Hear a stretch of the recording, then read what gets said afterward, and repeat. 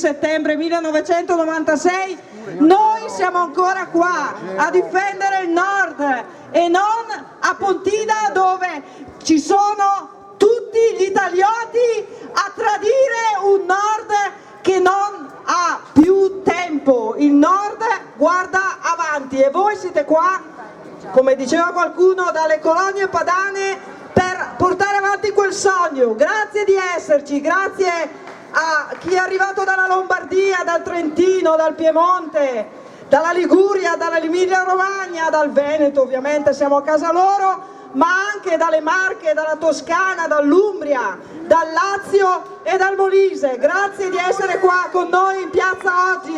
Siamo molti più dello scorso anno. Grande Nord cresce insieme a voi.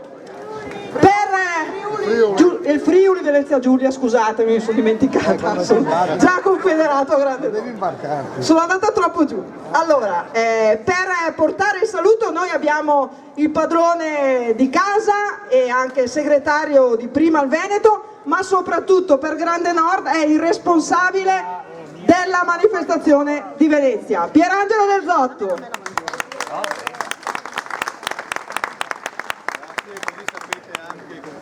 Aspetta. Sì, dicevo, così sapete anche con chi prendervela nel caso le cose non andassero bene. Intanto un ciao a tutti, ben ritrovati. Confesso che l'altro anno, quando mi hanno detto ci dai una mano a organizzare questa cosa, confesso che ero molto scettico perché non la vedevo. È passato un anno, siamo cresciuti. Quest'anno sono veramente orgoglioso di essere qua con voi, ritrovati e cresciuti. Un anno, tante cose sono cambiate in un anno, ma se io mi voltassi indietro potrei dire anche l'ultimo mese sono cambiate tantissime cose. In realtà anche da ieri sera sono cambiate tante cose. E in quest'anno cos'è cambiato? È cambiato che il Grande Nord sta diventando lentamente ma inesorabilmente il portavoce delle istanze del Nord, che è la parte più progredita del Paese. Al punto che venerdì scorso in una diretta televisiva ho incalzato un rappresentante importante di un altro movimento, del quale non faccio il nome perché mi hanno insegnato che non si fa mai il nome degli altri, il quale ha dovuto riconoscere in diretta che i veri difensori delle istanze del Nord siamo noi di Grande Nord.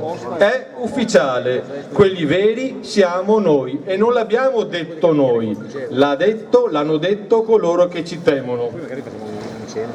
Io chiudo velocissimamente perché poi il passaggio politico lo faranno gli altri. Io porto i saluti di tutti quelli che purtroppo Venezia, città turistica, il Veneto è turistico, mi hanno telefonato, scritto Piero scusaci ma stiamo lavorando, stiamo producendo quel PIL che poi andrà altrove a ingrassare altre situazioni. Ecco, chi non è presente fisicamente comunque è presente con il cuore e con l'anima, anche questi più di quelli dell'altro anno. Grazie a tutti, buon lavoro a noi, buon lavoro al Presidente e buon lavoro a voi. Grazie ancora. Grazie a Pierangelo Del Zotto.